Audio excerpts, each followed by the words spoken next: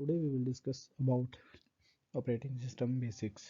जो आप लोगों को असाइनमेंट दी गई थी इस चैप्टर की, तो हम थोड़ा सा इसके बारे में देखेंगे कि ये क्या था। ये तो अभी तक हमने देखा था कि ऑपरेटिंग सिस्टम किस टाइप्स के हैं, और तो हमने उनकी 4 टाइप्स डिस्कस की थी। तो अब हम देखते हैं कि ऑपरेटिंग सिस्टम का असल में फंक्शन क्या होता है। तो सबसे मेन फंक्शन जो है वो यूज़र इंटरफेस। यूज़र इंटरफेस क्या होता है इसके बारे में हम आगे डिटेल से पढ़ेंगे। उसके अलावा जो इसका काम होता है ऑपरेटिंग सिस्टम का, वो हमारे प्रोग्राम्स वगैरह को चलाने के लिए, हार्डवेयर और सॉफ्टवेयर के मैनेज करने के लिए, और इसके अलावा हमारी जो फाइल्स वगैरह उनको ऑर्गेनाइज करने के लिए जो है ना वो ऑपरेटिंग सिस्टम जो है वो काम करता है। यूज़र इंटरफेस मीन्स है कि हम कंप्यूटर के साथ इंटरेक्ट कैसे करते हैं। यानी कि इंटरफेस जो है वो 2 तरह के हमने डिस्कस किए थे पहले भी, जो ग्राफिकल यूज़र इंटरफेस और कमांड लाइन इंटरफेस।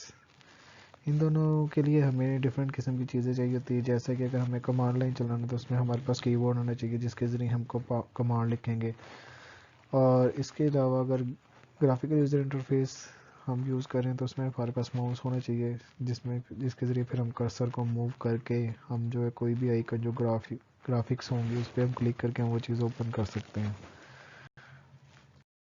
2 तरह के यूज़र इंटरफेस हैं, ग्राफिकल यूज़र इंटरफेस और command line user interface. Graphic user interface तो हमें नाम से ही पता चलता है कि जिसमें ग्राफिक्स यूज़ हो रही हो इंटरेक्शंस के लिए, और कमांड लाइन का मतलब है कि जिसमें हम कमांड्स लिख रहे हो कुछ भी काम करने के लिए, इंस्ट्रक्शंस और वो कमांड की सूरत में जो है वो हम लाइन बाई लाइन देते हैं और वो काम होता रहता है।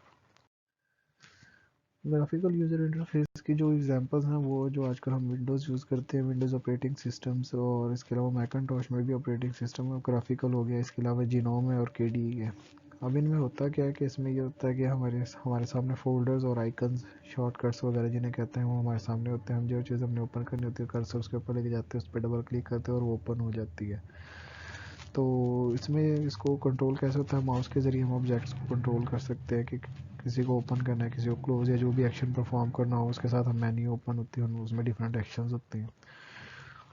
उसके अलावा यूज़र डेस्कटॉप मेटाफोर। इसका मतलब क्या होता है कि चीज़ों को हम इजीली डेस्कटॉप पे किसी भी जगह पे मूव करवा लेते हैं, किसी जगह पे रख लेते हैं। शॉर्टकट्स ओपनिंग प्रोग्राम और डॉक्यूमेंट्स। कोई भी प्रोग्राम और डॉक्यूमेंट ओपन करने के लिए हम जस्ट उसके ऊपर क्लिक करते हैं और वो ओपन हो जाता है।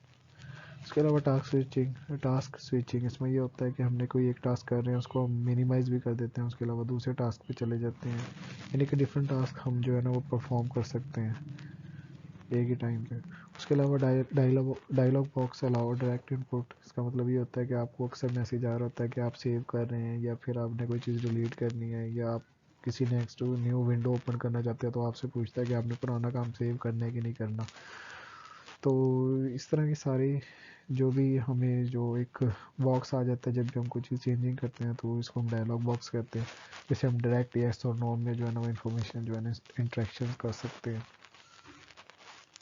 इसके बाद हम GUI ग्राफिकल यूज़र इंटरफेस की कुछ एग्जांपल्स देखेंगे, जैसे कि माइक्रोसॉफ्ट विंडोज़, इसमें 7, 8, 10, ये जो विंडोज़ हैं ये भी ग्राफिकल यूज़र इंटरफेस, इसमें आइकन्स होते हैं, डिफरेंट टैब्स बनी होती हैं। और इसके अलावा मैकिन्टॉश OS X मैकिन्टॉश ऑपरेटिंग सिस्टम है। इसके अलावा जीनोम है।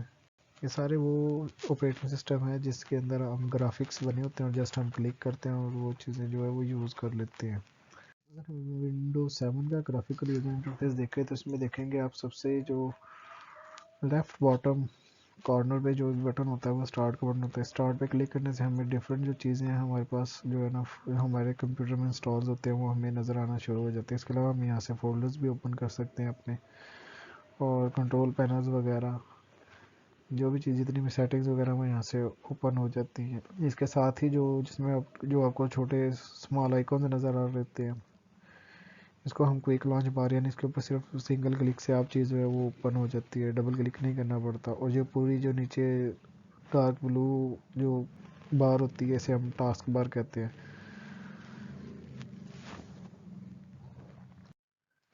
अगर हम विंडोज 7 का ग्राफिकल यूजर इंटरफेस देखें तो इसमें देखेंगे कि आप लेफ्ट बॉटम कॉर्नर पे आपको एक स्टार्ट का बटन मिलेगा, उसके साथ ही छोटे छोटे आइकन्स जिसमें एक फोल्डर का आइकॉन, इंटरनेट एक्सप्लोरर, ये बेसिकली जो आप आमतौर पे आपको मिलेंगे।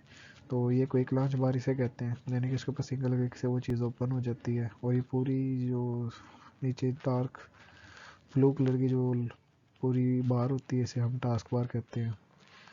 इसके राइट साइड पे जो नीचे आ रहे होते हैं ये शॉर्टकट्स होते हैं, यानी कोई भी चीज़ ओपन करनी है तो इधर वो आ रही होती है, जैसे कि हमारे अक्सर वाईफाई का और ब्लूटूथ वगैरह के जो आइकन है वो इधर हमारे पास जो है ना वो शो हो रहे होते हैं। इसके अलावा आपको एक जो ये बास्केट जो नज़र आती है इसे रिसाइकल बिन कहते हैं। इस तरह के इसके अलावा इधर हम देखते हैं जो शॉर्टकट्स, और इन्हें हम आइकॉन भी कहते हैं, जैसे माई कंप्यूटर का अक्सर हम देखते हैं, कंट्रोल पैनल देखते हैं, और नेटवर्क का ये डेस्कटॉप के ऊपर आइकन होते हैं। विंडो 8 में अगर हम स्टार्ट के बटन पर क्लिक करें तो हम देखते हैं कि आगे हमें फिर छोटी छोटी जो है ना वो विंडोज़ हमें नज़र आती है, जिसके बीच में वो तमाम चीज़ें होती हैं जो हमने अपने सिस्टम पे इंस्टॉल की होती हैं या जो सिस्टम में बिल्ट इन होती है। जैसे कि इसमें आप देखेंगे आपको इंटरनेट एक्सप्लोरर भी मिलेगा, मेल मिलेगा, कैलेंडर है, गेम्स भी आ रही हैं, कमांड प्रॉम्प्ट भी आ रही है जिधर हम कमांड्स वगैरह लिख सकते हैं। और इसके अलावा जितने इसके अंदर वो जो फंक्शन है वो सब विंडोज़, छोटी छोटी विंडोज़ जो है ना वो बनी हुई हैं, सब आपको जो नज़र आ रही है। मैकिन्टॉश ऑपरेटिंग सिस्टम में मोस्टली एप्पल्स की प्रोडक्ट्स में यूज़ होता है, और इसमें भी जो है डिफरेंट आइकॉन्स बने होते हैं बेस पे, जिसमें आप क्लिक करते हैं और वो आपकी वो चीज़ ओपन हो जाती है। जैसे कि इसमें ब्राउज़र्स हैं, फोल्डर्स हैं, कैलकुलेटर्स, कमांड प्रॉम्प्ट इसमें भी है, और इसके अलावा गैलरीज और म्यूज़िक और रिसाइकल बिन, सारी चीज़ें इसमें भी आइकॉन्स होते हैं जिस पर आप क्लिक करते हैं और वो चीज़ ओपन हो जाती है।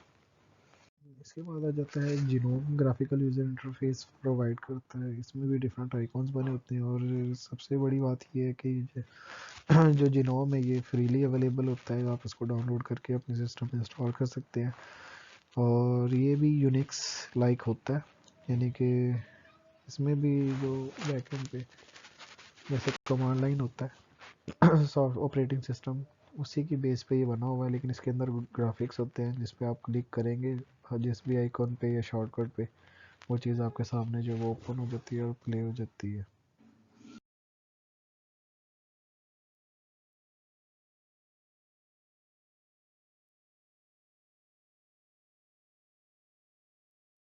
इसके बाद जो यूज़र इंटरफेस की दूसरी टाइप हमारे पास आ जाती है वो command line interface. Command line interface है जो एक ओल्डर इंटरफेस है जिसमें यूज़र बैठ के एक एक चीज़ जो है वो इंस्ट्रक्शन जो है वो टाइप करता था, फिर वो काम होता था। मोस्टली जो इसकी एग्जांपल है वो डॉस, लाइनक्स और यूनिक्स है। इसमें ये होता था कि यूज़र जो है वो कमांड प्रॉम्प्ट में कमांड जो टाइप करता था, और इसके अलावा जो इस सबसे जो मुश्किल काम इसमें था कि आपको सारी कमांड जो है वो एज इट इज़ याद होनी चाहिए, फिर ही वो काम होता था। अदरवाइज़ अगर आप कमांड में कोई भी चीज़ गलती करते थे तो वो इंस्ट्रक्शन जो है उसका रिज़ल्ट वो नहीं आता था जो आप लोगों को असल में चाहिए होता था। इसके अलावा जितने भी ग्राफिकल यूज़र इंटरफेसेस हैं जैसे विंडोज़ हैं, मैकिन्टॉश है, इन सब के बीच में भी कमांड प्रॉम्प्ट का जो है ना वो आपको ऑप्शन मिल जाता है, यानी कि आप अगर कमांड्स के ज़रिए चलाना चाहें ना तो उस कमांड्स के ज़रिए भी आप जो है ना वो चीज़ों को एक्सेस भी कर सकते हैं। कॉपी, कट, डिलीट, पेस्ट, सारे जो फंक्शन है ना वो उधर आप कमांड्स के ज़रिए भी कर सकते हैं, जिसकी आप एग्जांपल अभी अगली स्लाइड में देखेंगे। अगर आप विंडो ऑपरेटिंग सिस्टम यूज़ कर रहे हैं और आप एक कमांड लाइन इंटरफेस पे जाके आप काम करना चाहते हो तो इसके लिए आप सर्च पे एक स्टार्ट का बटन क्लिक करके सर्च में जाके CMD टाइप करेंगे, उसमें तो आपको एक कमांड प्रॉम्प्ट जो है ना वो नज़र आएगा। उस पर आप क्लिक करेंगे तो आपके सामने एक ऐसी विंडोज़ ओपन हो जाएगी। इसमें आप जो है वो कमांड्स दे के आप ओपन कर सकते हैं, जैसे कि मिसाल के तौर पे आप अपने कंप्यूटर की डिस्क को चेक करना चाहते हैं कि आपके कंप्यूटर में कितनी मेमोरी जो है ना वो है, स्पेस कितनी है, तो आप उसके अंदर अगर CHKDSK लिखेंगे, ये कमांड है, तो इससे आपके सिस्टम में जितनी भी मेमोरीज जो होंगी ना, जो स्टोरेज और मेमोरीज होंगी वो आपको वो बता दें कि आपके सिस्टम में इस टाइम पे प्राइमरी स्टोरेज कितनी है, सेकेंडरी कितनी है, वो सारी आपके सामने डिटेल ओपन हो जाएगी।